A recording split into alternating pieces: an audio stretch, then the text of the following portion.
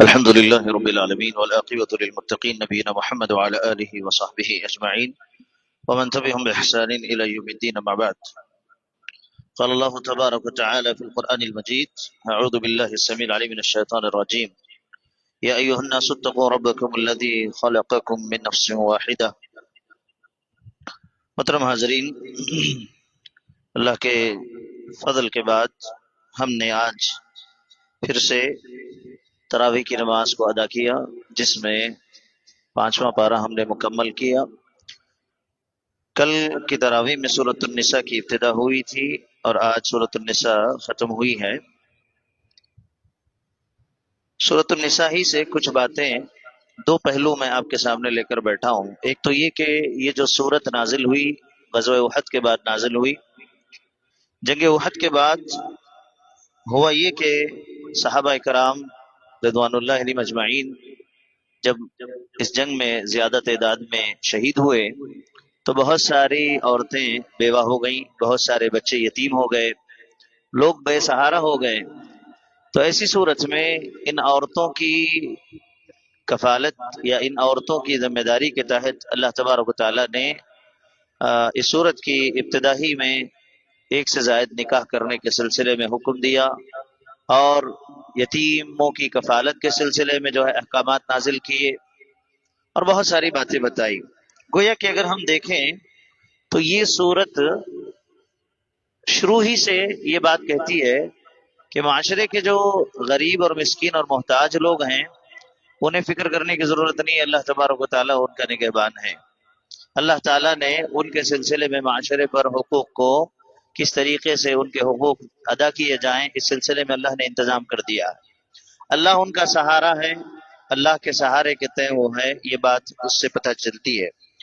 ایک تو یہ کہ یہ وہ عظیم صورت ہے جس میں خاص کر کے عورتوں کے حقوق، ان کی عزت اور ان کے تحفظ اور سماج میں ان کا جو مقام ہونا چاہیے اس کو ایک بہترین انداز سے، مضبوط اصولی انداز سے اس صورت کے اندر جو ہے اللہ تبارک و تعالیٰ نے بیان کیا۔ خود صورت کے نام سے ہی آپ کو پتہ چلے گا، نساء عورتیں، عورتوں کی جمع نساء، امراتن عورت کو کہتے ہیں، نساء عورتیں، عورتوں کے سلسلے میں یہ صورت ہے۔ بہت ساری باتیں اس کے اندر ہیں، اشارتاً میں آپ کے سامنے باتیں کروں گا۔ یہ صورت اس بات کا عملی ثبوت ہے کہ اسلام نے عورت کو ایک اندھیرے سے نکال کر کے اس کو عزت کے مقام اور اس کو انصاف کے مقام پر اللہ رب العالمین نے رکھا۔ کیونکہ آپ تاریخ کو پڑھ کر کے دیکھیں گے کہ تاریخ میں عورت کی کوئی حیثیت نہیں تھی، اس کو بس اپنی نفسانی خواہشات کو پورا کرنے کے لیے اس کو رکھا گیا تھا، غلام بنا کر کے رکھا گیا تھا، یا اس کے اوپر جتنا ظلم ہو سکتا تھا اتنا ظلم جو ہے لوگ کیا کرتے تھے۔ اور خود آپ جانتے ہیں کہ مکہ کے اندر بھی جب بچیاں پیدا ہوتی تو لڑکیوں کو زندہ درگور کر دیا جاتا، ایسا معاملہ تھا۔ سوچ کر کے دیکھیں کہ ایسے ماحول میں جب دنیا کا کوئی مذہب ان کے سلسلے میں بات کرنے کے لیے تیار نہیں تھا تو اسلام نے ان کے حقوق پر بات کی، اور کیسے کیسے حقوق دیے آپ دیکھیں۔ سب سے پہلے اللہ نے خطاب کر کے ان کو ایکوالٹی دیتے ہوئے کہا، یا ایھا الناس اتقوا ربکم الذی خلقکم من نفس واحدہ، کہا کہ اے لوگوں تم اللہ رب العالمین سے ڈرو جس نے تمہیں پیدا کیا ایک ہی نفس سے آدم سے جو ہے تم پڑھ کر کے آئے، وہیں سے تم مرد اور عورت بن کر کے جو ہے آگے بڑھی، تمہاری نسل بڑھتی گئی، تم ایک ہی جو ہے ماں باپ کے بچے ہو، ایک ہی جنس تمہاری ہے۔ یہ بہ کر کے اللہ رب العالمین نے عورت کے مقام کو اونچا کیا۔ اور آپ دیکھیں گے ایک ہی نفس سے پیدا کیا، یہ اعلان اس تصور کو ختم کرتا ہے کہ عورت کم تر ہے یا اس کا مقام نیچا ہے۔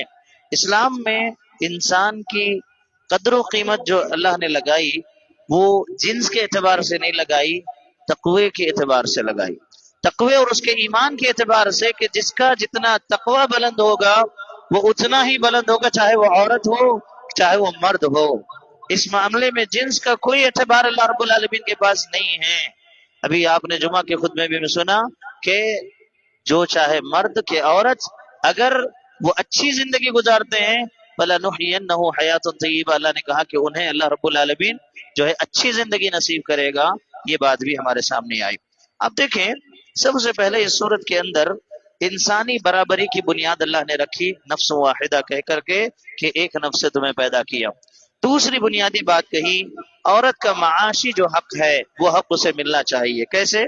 وراثت کے جو حقوق ہیں، وراثت میں اس کا حق دیا گیا۔ وراثت میں اس کو کیا حصہ ملنا چاہیے؟ بیٹی ہے تو کیا، بیوی ہے تو کیا، ماں ہے تو کیا، بہن ہے تو کیا، یہ حقوق اس کو عطا کیے گئے۔ اور مال پر مکمل ملکیت عطا کی گئی۔ ایسا نہیں کہ صرف حقوق بیان کر کے چھوڑ دیا گیا، نہیں، بلکہ اس کو اس کا مال جب آئے وراثت میں اس کے نگہبانی میں دے دیا جائے وہ مال۔ عورتوں کو اللہ رب العالمین نے یہ مقام دیا، اور اس سے ہٹ کر کے مہر کا اس کا شرعی جو حق ہے وہ بھی اللہ رب العالمین نے اس میں رکھا کہ ان سے نکاح کرو تو ان کا جو حق مہر ہے اس کو بھی ادا کیا کرو۔ اب یہ سب باتیں اسلام سے پہلے آپ دیکھیں گے عورت کو یہ کوئی مقام حاصل نہیں تھا، بلکہ وہ خود مال وراثت بن کر کے رہ گئی تھی کہ ایک مر جاتا تو دوسرے کے حق میں وہ آ جاتی، عورت ہی تقسیم ہوتی تھی آپس میں، لیکن اللہ نے ان کو ہی وراثت کا حق دے کر کے ان کے مقام کو بلند کیا۔ اس کے علاوہ ایک تیسری بات، تیسرا حق جو اللہ رب العالمین نے اس صورت کے اندر دیا، نکاح میں عورت کو عزت دی۔ نکاح میں عورت کی ایک عزت اور قدر کو بتایا، کہا کہ نکاح میں رضامندی مبنی ہے عورت کی جو ہے رضامندی پر۔ اگر عورت ناراض ہے یا وہ رضامند نہیں ہے تو پھر وہ نکاح کسی اور سے زبردستی اس کا نکاح نہیں کروایا جا سکتا۔ پہلے یہ نہیں تھا، جس کو جو عورت پسند آتی وہ اپنے اختیار میں اس پر جو ہے حاکم بن جاتا، لیکن اللہ نے اسے حق دیا۔ دوسرا، زبردستی نکاح سے منع کر دیا گیا کہ زبردستی کسی سے کوئی نکاح نہیں ہو سکتا۔ اور تیسری اہم چیز نکاح میں جو عورت کو مقام دیا وہ یہ کہ شوہر کو اس کے حقوق کا پابند کیا، کہ شوہر اپنی بیوی کے حقوق کا خیال رکھے۔ یہ بات بھی اللہ تبارک و تعالیٰ نے اس صورت کے اندر بیان کی۔ اسلام میں عورت کا واضح احترام ہمیں ملتا ہے، وَعَاشِرُوهُنَّ بِالْمَعْرُوفِ کہہ کر کے کہا، اور مردوں کو حکم دیتے ہوئے کہ تم ان کے ساتھ اچھی زندگی گزارو، ان کے حق کو سامنے رکھ کر کے زندگی گزارو۔ چوتھی چیز، عورت مظلوم ہونے سے اس کا جو ہے تحفظ کیا گیا، اس کی حفاظت کی گئی کہ وہ ظلم کے دائرے میں نہ آئے۔ کیسے؟ دیکھیں، یتیم لڑکے لڑکیوں کے حقوق بیان کیے گئے، یتیم جو لڑکے لڑکیاں ہیں ان کے حقوق بیان کیے گئے۔ یتیم ہے تو کفالت کی ذمہ داری لے لی جائے، اور کفالت کے سلسلے میں اللہ کے نبی صلی اللہ علیہ وسلم بے شمار جو ہے حدیثیں سنائی۔ ایک ہی حدیث یہ کہ جو صحیح معنوں میں جو ہے کسی یتیم کی کفالت کر لے، میں اور وہ کل روز قیامت ساتھ میں ہوں گے، اللہ کے نبی صلی اللہ علیہ وسلم انگلیوں سے اشارہ کر کے کہے۔ اتنا بڑا مقام دیا۔ اور ظلم، ناانصافی اور استحصال جو ان کے حقوق کے سلسلے میں اس پر سختی سے منع کیا گیا، اور عدل و انصاف پر زور دیا گیا اس صورت کے اندر کہ عورتوں کے جو حقوق جس حیثیت سے بھی ہیں وہ دیے جائیں۔ اسلام عورت کو کمزور نہیں کرتا بلکہ اسے تحفظ اور امانت سمجھتا ہے۔ جیسے کہ آپ دیکھیں گے خاندانی نظام میں بھی عورت کے مقام کو اللہ نے بلند کیا۔ خاندانی جو نظام ہے اس میں بھی اللہ رب العالمین نے عورت کے مقام کو بلند کیا، ماں ہونے کی حیثیت سے، بیٹی ہونے کی حیثیت سے، بہن ہونے کی حیثیت سے، بیوی ہونے کی حیثیت سے، ہر رشتے میں عورت کو اللہ نے عزت دی، حقوق دیے، ذمہ داری اور اس کا مقام دیا کہ ماں ہوتے ہوئے کیا کردار ہے، بہن ہوتے ہوئے کیا کردار ہے، اور بیٹی ہوتے ہوئے اس کا کیا کردار ہے، بیوی ہوتے ہوئے اس کا کیا کردار اور ذمہ داریاں ہیں، یہ اللہ رب العالمین نے بتائی۔ اور خاص کر کے ماں ہونے کے اعتبار سے بنیادی حیثیت ایک عورت کو اللہ رب العالمین نے اس عطا فرمائی۔ اور اسی طریقے سے آپ دیکھیں گے اس صورت کے ذریعے سے جو مجھے اور آپ کو جو پیغام دیا گیا وہ یہ کہ یہ صورت مجھے اور آپ کو یہ سوال اٹھاتی ہے، یہ سوال کرتی ہے کہ کیا ہم عورت کے اس کے حقوق کے سلسلے میں مکمل اس کے حقوق دے رہے ہیں کہ نہیں دے رہے ہیں۔ عورت کے جو حقوق ہیں وہ عورت آج معاشرہ ادا کر رہا ہے کہ نہیں ادا کر رہا ہے؟ کیا ہماری بیٹیاں محفوظ ہیں کہ ان کو ان کے حقوق مل رہے ہیں؟ بہنیں ہونے کی حیثیت سے بھائیوں کی طرف سے ان کے حق ادا ہو رہے ہیں؟ وہ جو ہے بیویاں ہونے کی حیثیت سے شوہروں کی طرف سے انہیں حق مل رہا ہے؟ ہر اعتبار سے یہ صورت مجھے اور آپ کو یہ سوال یا نشان کھڑا کرتی ہے، کیا عورتوں کو اللہ نے جو مقام دیے وہ مقام ہم نے واقعتاً عورتوں کو عطا کیے کہ نہیں عطا کیے؟ یہ صورت کے اندر بتایا گیا۔ اور یہ صورت صرف ہم تلاوت کی حد تک تلاوت کر لیں اور سن لیں اور چلے جائیں یہ کافی نہیں ہے، بلکہ اس میں پوچھ اور یہ جو ہے میرے اور آپ کے اوپر ایک طرح سے اللہ رب العالمین نے یہ بتایا کہ عورت کا مقام کم نہیں ہے، اس کی عزت، اس کا مقام، اس کا رتبہ اس کو دیا جائے، اس کی ذمہ داری کو سمجھا جائے اور اس کے تئیں اس کے حقوق کو ادا کیا جائے. یہ بات اللہ رب العالمین نے بتائی. اس کے بعد اس صورت میں آپ دیکھیں گے تقریباً 3 سے 4 مقامات پر شرک کے بارے میں تفصیلاً جو ہے گفتگو آئی ہے. اب اتنا وقت نہیں ہے کہ ساری باتیں رکھی جائے، کچھ باتیں اشارتاً آپ کے سلسلے میں بتاؤں. قرآن مجید میں سب سے ناقابل معافی جرم کا اگر تذکرہ ہے تو اسی صورت کے اندر ہے، وہ شرک ہے. وہ شرک ہے اللہ تبارک و تعالی کی ذات میں. ان اللہ لا یغفر ان یشرک به ویغفر ما دون ذلك لمن یشاء ومن یشرک باللہ فقد افترى اثما عظیما. اللہ رب العالمین نے کہا کہ بے شک جو لا یغفر، اللہ رب العالمین معاف نہیں کرتا، ان یشرک به کہ اس کے ساتھ کوئی شرک کرے، پارٹنر بنائے، ویغفر ما دون ذلك لمن یشاء اس کے علاوہ اللہ دوسرے کوئی بھی گناہ کو ہو سکتا ہے کہ معاف کرے، لیکن شرک کو توبہ کے بغیر اللہ رب العالمین معاف نہیں کرے گا. وَمَن يُشْرِكْ بِاللَّهِ اور جو اللہ کے ساتھ شرک کرتا ہے فَقَدِ افْتَرَى إِثْمًا عَظِيمًا تو اس نے جھوٹ کہا اور اللہ پر اس نے تہمت لگائی، اللہ پر اس نے الزام لگایا. نعوذ باللہ من ذالک. یہ قرآن کی سب سے خوفناک آیت ہے جو مجھے اور آپ کو جھنجھوڑتی ہے اور کہتی ہے کہ نماز، روزہ، صدقہ و خیرات سب معاف ہو سکتے ہیں اگر جو ہے اس میں کمی بیشی ہو گئی، لیکن اللہ کی توحید کے معاملے میں اگر شرک داخل ہو گیا تو بغیر توبہ کے اللہ رب العالمین معاف نہیں کرے گا. اللہ تبارک و تعالیٰ اس کی بخشش نہیں کرے گا. ہم اپنی زندگی میں، اپنی دعاؤں میں، اپنی امیدوں اور مناجات میں اور آپ اپنا جائزہ لیں کہ کہیں ہمارا دل اللہ تبارک و تعالیٰ کی ذات کو چھوڑ کر کے غیر اللہ کے لیے تو نہیں دھڑکتا، غیر اللہ کے لیے تو جو ہے غیر اللہ پر امیدیں ہمارے جو ہے دل میں نہیں ہیں. اس کا مجھے اور آپ کو جائزہ لینے کی ضرورت ہے. اور اسی طریقے سے ایک اور بات جو اس صورت کے اندر آیت نمبر 115 اور 110 115 اس طرح کی جو ہے مسلسل آیتیں ہیں جس میں کہا گیا وَمَن يُشَاقِقِ الرَّسُولَ مِن بَعْدِ مَا تَبَيَّنَ لَهُمُ الْهُدَى وَيَتَّبِعْ غَيْرَ سَبِيلِ الْمُؤْمِنِينَ نُوَلِّهِ مَا تَوَلَّى وَنُصْلِهِ جَهَنَّمَ. کہا کہ دیکھو کہ جو اللہ کے رسول صلی اللہ علیہ وسلم کا راستہ چھوڑ دے، جو اللہ اور اس کے رسول صلی اللہ علیہ وسلم کے خلاف جائے، اللہ کے رسول کے راستے کے خلاف جائے اور اس ہدایت کے آنے کے باوجود اگر وہ مومنوں کے راستے کے خلاف جا رہا ہے، اللہ رب العالمین نے کہا کہ نولیہ ما تولی اس کو ہم اسی کی طرف متوجہ کر دیتے ہیں جس طرف وہ جا رہا ہے. وَنُصْلِهِ جَهَنَّمَ اور اسے اٹھا کر کے جہنم کی طرف جو ہے ڈھکیل دیتے ہیں. وَسَاءَتْ مَصِيرًا اور ٹھکانے کے اعتبار سے بہت ہی خطرناک بھیانک ٹھکانہ اس کا جہنم ہے. یعنی یہاں اس آیت پر علماء تفسیر میں اس بات پر بحث کرتے ہیں، کہتے ہیں کہ اللہ تبارک و تعالیٰ نے یہاں پر ایک بات کہی. کیا کہی؟ سب سے پہلے جو اللہ کے رسول صلی اللہ علیہ وسلم کے راستے کو چھوڑ دے ہدایت کے بعد. اب ہدایت کیا تھی؟ اللہ کے نبی صلی اللہ علیہ وسلم توحید لے کر کے آئے تھے. ایک اللہ کی عبادت کو جو ہے اللہ کے نبی صلی اللہ علیہ وسلم اسلام کو لے کر کے آئے تھے، جو وہ اسلام ہے ان الدین عند اللہ الاسلام ومن یبتغی غیر الاسلام دینا فلن یقبل منہ. کہا کہ جو اسلام کو چھوڑ کر کے کوئی اور دین اختیار کرے وہ اللہ کے پاس قابل قبول نہیں ہے. اب اللہ کے رسول صلی اللہ علیہ وسلم کے طریقے کو کوئی چھوڑ دے، آپ کی سنت کو کوئی چھوڑ دے اور دوسرے راستے کو اختیار کر دے. اور ایک اور بات، ایک اور نقطہ اس میں کہا کہ اللہ رب العالمین نے کہا وَيَتَّبِعْ غَيْرَ سَبِيلِ الْمُؤْمِنِينَ، مؤمنین کا ذکر آیا. اور دیکھیں اللہ رب العالمین اس آیت کریمہ میں خطاب کس سے کر رہا ہے؟ صحابہ کرام رضوان اللہ اجمعین سے خطاب کر رہا ہے. سب سے پہلے مخاطب وہی ہیں اور سب سے پہلے مومن بھی وہی ہیں. اس زمانے میں وہی سب سے پہلے مومن ہے اور اسی وقت انہی صحابہ کو یہ کہہ رہا ہے کہ وہ مومنین کا راستہ اگر چھوڑ کے دوسرا راستہ اختیار کر دے.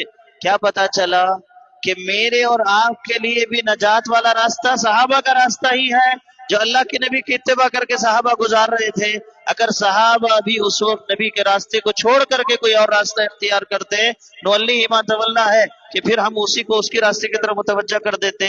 آج ہم غور کریں اس آیت کو سامنے رکھ کر کے کہ قرآن ہمارے سامنے دلیل بن کر کے آتا ہے، حدیثیں ہمارے سامنے اللہ کے نبی صلی اللہ علیہ وسلم کی دلیل بن کے آتی ہیں، پھر بھی ہم نہ جانے کس کے راستے پر چلے ہوئے ہیں، اللہ کے رسول کا راستہ چھوڑ کے، توحید کا راستہ چھوڑ کر کے، شرک پر، بدعات پر، خرافات پر، نہ جانے ان کے دامن پکڑ کر کے ہم ایک دوسرے کو بخشوانے کے پیچھے لگے ہوئے ہیں، اور علل اعلان لوگ یہ دعویٰ کر رہے ہیں کہ آؤ، چیلنج دے رہے ہیں، آؤ ہماری طرف، کوئی یہ جو ہے چیلنج کر کے بتا رہے ہیں، کیا کہہ رہے ہیں کہ آؤ کوئی یہ ثابت، یہ بتا دے، مجھے گارنٹی دے دے کہ وہ مجھے جنت میں لے کر کے جائے گا تو میں اس کے ساتھ آنے کے لیے تیار ہوں، آ جاؤ۔ اللہ رب العالمین کہہ رہا ہے کہ جو ہدایت کے آنے کے بعد اللہ کے رسول کا راستہ چھوڑ دے، مومنوں کا راستہ چھوڑ دے، وہ گمراہ ہے، ساتھ مسیرہ کا، جہنم اس کا ٹھکانہ ہے۔ آپ کس بیس پر کس کے راستے پر بلا رہے؟ مومنوں کا راستہ چھوڑ کر کے۔ اور مفسرین نے ایک بات یہ بھی لکھی، اجماع امت جس بات پر ہے، امت کا جس بات پر اجماع ہے، اس راستے کو چھوڑ کر کوئی دوسرا راستہ اختیار کر لے، وہ گمراہ ہے۔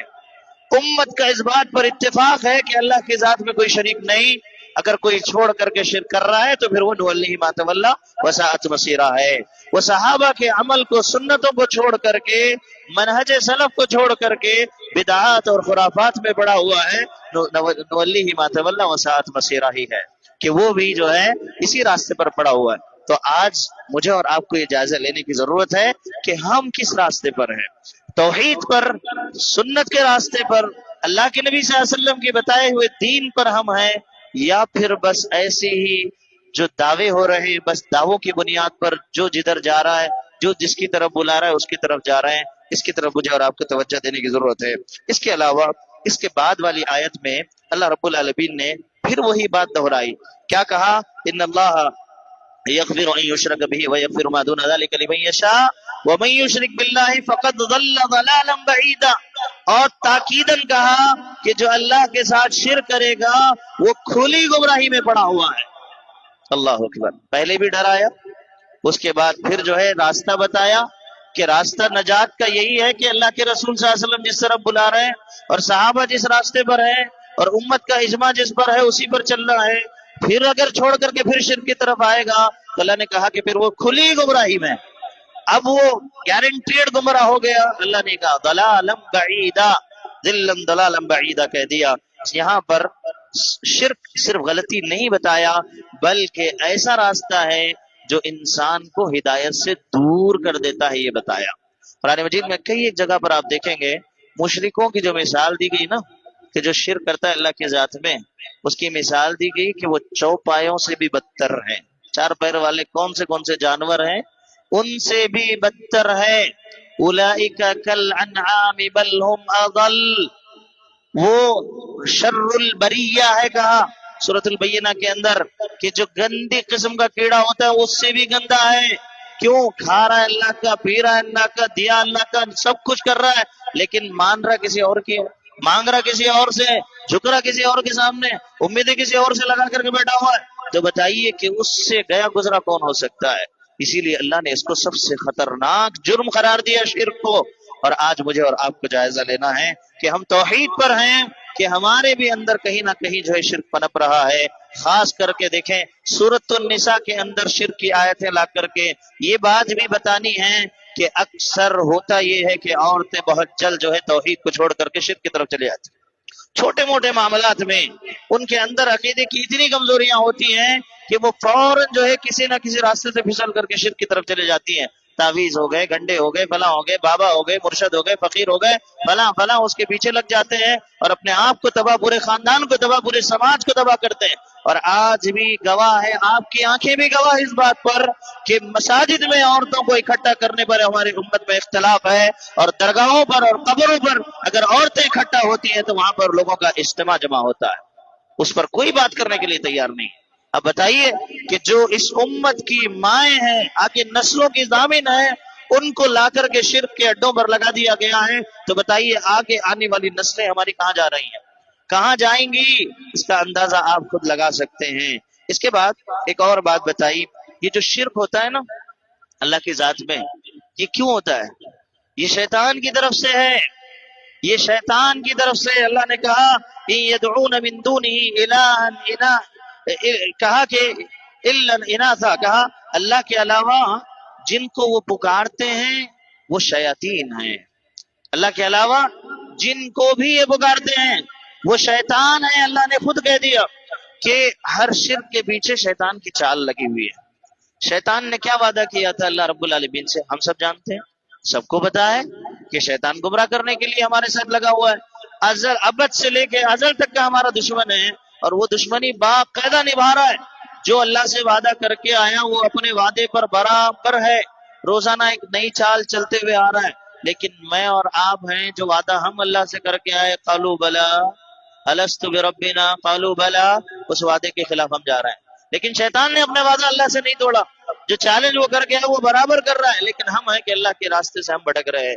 आगे कहा कि ख्वाहिशात की पैरवी पर शैतान लगाता है, अक्ल को अंधा कर देता है, अक्ल के अंधेपन पर लगाता है। तस्वुर करके देखें, जो चीजें जवाब नहीं दे सकती। इब्राहिम अलैहिस्सलाम ने अपने बाप से यही कहा था ना, सवाल किया था कि ये बुत हैं, ये तुम्हारे बुत है। उनके कौम से पूछा था, जिसको तुम खाने पीने की चीजें रखते हो खाते पीते हैं, तुम्हारी सुनते हैं, तुम्हारा जवाब देते हैं, उसका अमली सबूत देते हुए सबको आपने खत्म कर दिया। और बड़े के गले में कुल्हाड़ी लगा करके आए। जब मामला पेश हुआ, आपसे पूछा गया कि आपने मारा, तो उन्होंने यही सवाल किया था ना, यहाँ बड़ा खड़ा हुआ इससे पूछ लो, अकबर हादा अकबर, ये बड़ा खड़ा हुआ इससे पूछ लो किसने मारा। ये अकली तौर पर आपने प्रैक्टिकल करके बताया ना। आज भी यही मामला है, लेटे हुए की पूजा, पत्थरों की पूजा, न जाने अल्लाह की बना अल्लाह की बना। अभी कुछ दिन पहले भी ऐसे वीडियोज आए, चूहे की, बंदर की, न जाने जो है घोड़े की, न जाने हमारे करीब में तोते की। कितने ऐसी दरगाहें जहां लोग जाकर के मन्नतें समाजतें पूरी कर रहे हैं और अपने अकीदे को बेच करके आ रहे हैं, अपने ईमान का दावा लगा, अपने ईमान को जो है नीलाम करके आ रहे हैं, और फिर अपने आप को कहते हैं मुसलमान है, हम अल्लाह के नबी के जो है मानने वाले। नौज़ुबिल्लाहि मिन ज़ालिक, ऐसे अकीदों से हमें बचने की जरूरत है। ये शैतान की चाल है। शैतान शिर्क में मेरे और आपके साथ पीछे लगा हुआ है, ख्वाहिशात की पैरवी के जरिए से आता है और अक्ल को अंधा करके आता है। शैतान हमें जो है शिर्क को रिवायती या फिर बुजुर्गों का तरीका या वसीला कह करके पेश कर देता है, और इसी वजह से उम्मत गुमराह है, इसी वजह से उम्मत गुमराह है। यहूदियों में भी यही था, उन्होंने कहा था अपने सिलसिले में कि हिब्बाउल्लाह, हम अल्लाह को मोहब्बत करने वाले। यहाँ तक कहा, अल्लाह ने उनके सिलसिले में कहा कि ये अल्लाह को या अपने लिए ये कहते हैं कि अल्लाह के बेटे हैं, और ये अल्लाह को बहुत करीब से जानते हैं। इल्म रखते हुए भी ये लोग गुमराह हुए, और वही गुमराही आज मुसलमानों के अंदर है। अपने आप को रसूल से, अपने आप को अल्लाह से जोड़ करके, लेकिन हम जो है इसी तरफ वसीले और फला फला के रास्ते से शिर्क की तरफ जा रहे हैं, और ये बहुत ही गलत है जो शैतान हमें लेके जा रहा है। एक और बात अल्लाह ने कही, शिर्क अल्लाह पर बहुत बड़ा झूठ है। शिर्क अल्लाह पर बहुत बड़ा झूठ है। मुझ पर और आप पर कोई झूठ बांध दे, हम बर्दाश्त नहीं करते। कोई आप पर कह दे कि फला, मैंने कल आपको फला के साथ देख लिया था, झूठा इल्जाम लगा दे, मैंने फला जगह पर जहाँ नहीं देखना था वहां देख लिया था, हम नहीं बर्दाश्त करेंगे। और आपकी औलाद आपका खा करके आपके खिलाफ जाए, आप नहीं बर्दाश्त करेंगे। ये मामूली चीजें, मैं मिसाल के तौर पर नहीं दे रहा हूँ, मैं अल्लाह रब्बुल आलमीन की तमसील नहीं बयान कर रहा हूँ। मैं ये कह रहा हूँ कि ये मामूली चीजें जो हमारे हुकूक तक आते हैं तो हम नहीं बर्दाश्त करते। अल्लाह का तो हक बड़ा है, वो बुलंद है, वो आला है, वो किबरिया है, वो अजीम है, उसकी अजमत कितनी है, वो पूरी दुनिया का खालिक व मालिक है। उसके खिलाफ बनते जा रहे हैं, उसके खिलाफ बनते जा रहे हैं, उस पर शिर्क, उसके साथ न जाने ऐसे ऐसों को शरीक खड़ा करके रखा हुआ है जो न नहाना जानते, न जो पहनना जानते, नंगे लूले, ड्रग्स लेने वाले, नशेड़ी, ऐसे लोगों को भी अल्लाह का शरीक बना करके रखा हुआ है। अल्लाह अकबर, नऊज़ बिल्लाहि मिन ज़ालिक। रूह कांप जाती है, रोंगटे खड़े हो जाते हैं तसव्वुर करके कि माशरा किधर जा रहा है, समाज किधर जा रहा है, लोग लोगों के कदम चूम रहे हैं, उसके जो है पैर धो करके पी रहे हैं। इसलिए इसके जवाबदार हम हैं, हमसे पूछा जाएगा। हम देख रहे हैं उम्मत, हमारी माएं, हमारी बहनें किधर जा रही हैं, शिर्क के दलदल में जा रही हैं, हम पूछे जाएंगे। अल्लाह ने कहा, उन्जुर कैफ़ यफ्तरून अलल्लाहिल कज़िब व कफ़ा बिही इस्मम मुबीना। अल्लाह ने कहा, देखो कैफ़ यफ्तरून, ये कैसे झूठ बोलते हैं, अलल्लाहिल कज़िब, अल्लाह रब्बुल आलमीन पर झूठ बोलते हैं। अल्लाह कह रहा है, उन्जुर देखो यहूद नसारा को, मुशरिकीन को खिताब करके उनकी तरफ जो है निस्बत करके सहाबा से कह रहा है, पूरे मुसलमानों से कह रहा है, देखो इनको, ये अल्लाह पे झूठ बोल रहे हैं कि अल्लाह के साथ जो है शरीक ठहरा रहे हैं, इस्मम मुबीना, ये बहुत बड़ा झूठ गर्दान रहे हैं अल्लाह रब्बुल आलमीन पर। देखो ये लोग अल्लाह ताला पर किस तरह झूठ बांध रहे हैं, उसके लिए बेटियां, उसके लिए बेटे साबित कर रहे हैं। क्या कहा? यहूद ने कहा कि जो है उज़ैर अलैहिस्सलातु वस्सलाम जो अल्लाह के बेटे हैं, और मुशरिकीन ने कहा कि फरिश्ते अल्लाह की बेटियां हैं। नऊज़ुबिल्लाह मिन ज़ालिक, अल्लाह के साथ झूठ बांधा इन लोगों ने। अपने लिए बेटियां बर्दाश्त नहीं करते थे, जिंदा दरगोर करते, अल्लाह के लिए बेटियां करार दे दी। नऊज़ुबिल्लाह मिन ज़ालिक। औलिया को गैबदान समझते हैं, नबी या वली को मुख्तार कुल समझते हैं। ये सब अल्लाह पर बहुत बड़ा झूठ बांध रहे हैं। अल्लाह रब्बुल आलमीन आलिमुल गैब है, अल्लाह रब्बुल आलमीन इस दुनिया का चलाने वाला है। और इसी तरीके से आखिर में अल्लाह ने इस सारी शिर्क की जो है इस नक्शे को खींच करके आखिर में अल्लाह ने कहा, उलाइकल्लज़ीना लअनहुमुल्लाह, इन पर अल्लाह की लानत हो जो शिर्क कर रहे हैं, जो अल्लाह के साथ शरीक कर रहे हैं, जो अल्लाह के साथ दूसरों को शरीक ठहरा रहे हैं। ऐसे जितने भी लोग हैं, उलाइकल्लज़ीना लअनहुमुल्लाह, अल्लाह की लानत है। अल्लाह अकबर, अल्लाह की लानत है। बच जाइए शिर्क से, अपने आप को बचाइए, अपने घरों को, अपने रिश्तेदारों को, अपने दोस्तों को, अपने जो है अड़ोस पड़ोस को, समाज को शिर्क से निकालने की हमें जरूरत है। शिर्क का अंजाम दुनिया में भी जिल्लत है, जो हम देख रहे हैं। उम्मत आज जिल्लत का शिकार है, आखिरत में लानत है अल्लाह की तरफ से, जहन्नम का ईंधन बना करके जहन्नम में डाल दिए जाएंगे। अल्लाह अकबर। दुआओं में शिर्क है, आज दुआओं में शिर्क है, वसीले मांगे जा रहे हैं, दुआओं में शिर्क है। फकीर न जाने जो है किस किस जो है सितारों से जो है उम्मीदें जोड़ करके बैठे हुए हैं लोग, तावीज गंडों पर भरोसा है, नींबू मिर्ची न जाने क्या क्या चीजें, घरों में खैरो बरकत, दुकानों में खैरो बरकत के लिए किन किन पलीतों का क्या क्या सहारा लेकर के लोग शिर्क में डूबे हुए हैं। उस अल्लाह की जात पर भरोसा नहीं। गुज़िश्ता दर्स में मैंने कहा था, इमाम बसरी रहमतुल्लाह अलैह ने यह जिक्र किया कि अल्लाह ने 90 मरतबा लोगों के रिस्क जो है जामिन और जमानत की बात जो है जमानत की बात कही है, और एक मरतबा शैतान ने धोखे की बात की। लोग उसकी मान रहे हैं लेकिन अल्लाह की नहीं मान रहे। अल्लाह ने रिस्क के वादे, जमानत दी है। और इसी तरीके से आप देखें, आज आपके लिए जरूरत इस बात की है, खुद भी तौहीद के सिलसिले में जो है मुहतात रहें, शिर्क के मामले में मुहतात रहें, तौहीद को बढ़ाएं, अपने बच्चों की तरबियत तौहीद पर करें, बचपन ही से तौहीद उनके रगों में, उनकी नसों में जो है डाल दें, और हर मुश्किल में सिर्फ और सिर्फ अल्लाह को पुकारें, सिर्फ और सिर्फ अल्लाह को पुकारें, अपनी हाजतें अल्लाह के सामने रखें। 4 काम जो हमेशा हर दर्स में मैं आपको बता करके जाता हूँ, आज की यही है। सबसे पहला, हुकूक की अदायगी के सिलसिले में फिक्र करें, चाहे वो किसी के भी हुकूक हों। दूसरा, खानदान की जो जिम्मेदारियां हैं उसको जिम्मेदारी नहीं, इबादत समझे अल्लाह रब्बुल आलमीन की तरफ से जो अल्लाह ने हमें अता की है। और तीसरा, अदल को अपनी आदत बनाएं, इंसाफ को आदत बनाएं। इसमें हर मामले में मैं और आप अल्लाह रब्बुल आलमीन के पास पकड़े जाने से बच जाएंगे। और चौथी चीज, निफाक से अपने लिए खुद एहतसाबी अपने अंदर पैदा करें कि निफाक को अपने अंदर कभी पैदा होने ना दें। बस जबानी मुसलमान बन के रह जाएं और अमली हम जो है मुसलमान न रहें, ये बिल्कुल जो है अच्छी बात नहीं है। अल्लाह से दुआ है अल्लाह ताला मुझे और आपको अल्लाह की सही मानों में इबादत करने की तौफीक नसीब फरमाए, तौहीद वाला बनाए, शिर्क से अल्लाह हिफाजत फरमाए। अल्लाह हमारी नस्लों को शिर्क से अल्लाह महफूज रखे, हमारे समाज में अल्लाह रब्बुल आलमीन तौहीद को आम करने का हमें सबब बनाए। अल्लाह तबारक तआला जो गलतियां, जो कोताहियां हमसे हो रही हैं, अल्लाह रब्बुल आलमीन उससे दरगुजर फरमाए।